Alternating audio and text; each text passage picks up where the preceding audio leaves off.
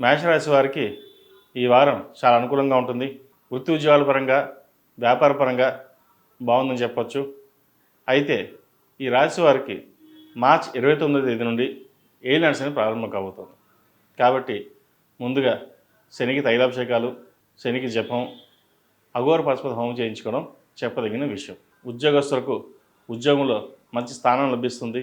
అయితే ఖర్చులు కూడా అదే విధంగా ఉంటాయి. ఖర్చుల్ని అదుపులో పెట్టుకోవాలి. నూతన గృహం కొనాలనుకునే వారికి ఈ వారం అడ్వాన్స్ ఇచ్చే సూచన కనిపిస్తోంది. బంధుమిత్రులతో కలిసి ఆనందంగా గడుపుతారు.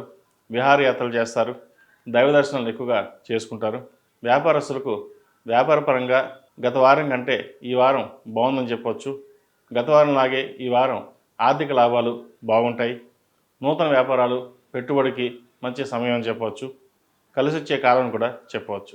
ఉద్యోగ ప్రయత్నం చేస్తున్న వారికి మంచి ఉద్యోగం లభిస్తుంది.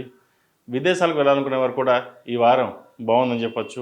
వైద్య వృత్తిలో ఉన్న వారికి సాఫ్ట్వేర్, కాస్మెటిక్స్, ఫ్యాషన్ డిజైనింగ్ ఈ రంగాల వారికి ఈ వారం బాగుందని చెప్పచ్చు. ధనం అధికంగా రాకపోయినా కొంతమేర అయినా సరే ఈ వారం వచ్చే సూచనలు ఉన్నాయి. ఆర్థిక అంశాలు బాగున్నా ఖర్చు పెట్టేటప్పుడు 1-2 సార్లు ఆలోచించుకుని ముందుకు వెళ్ళండి. మంచి ఫలితాలు సంప్రాప్తిస్తాయి.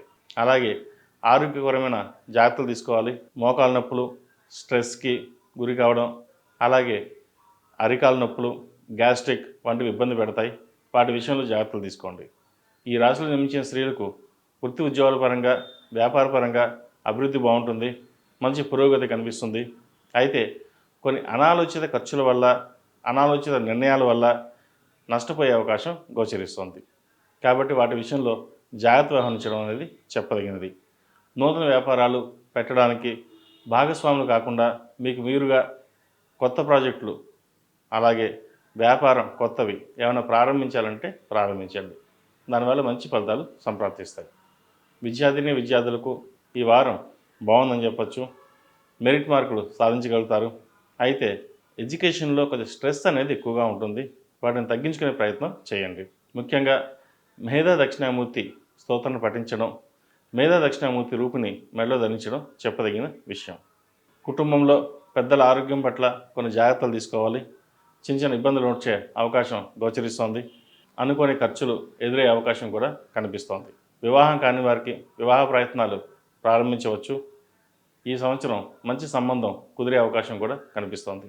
ఈ రాశివారు ప్రతిరోజు ప్రతినిత్యం ఓం నమఃశివాయ ఒత్తులతో దీపారాధన, అలాగే శివాలయంలో అభిషేకం చేయించండి. మంచి ఫలితాలు సంప్రాప్తిస్తాయి. ఈ రాశిలో జన్మించిన వారికి కలిసి వచ్చే సంఖ్య 6, కలిసి వచ్చే దిక్కు తూర్పు, కలిసి వచ్చే రంగు ఎరుపు.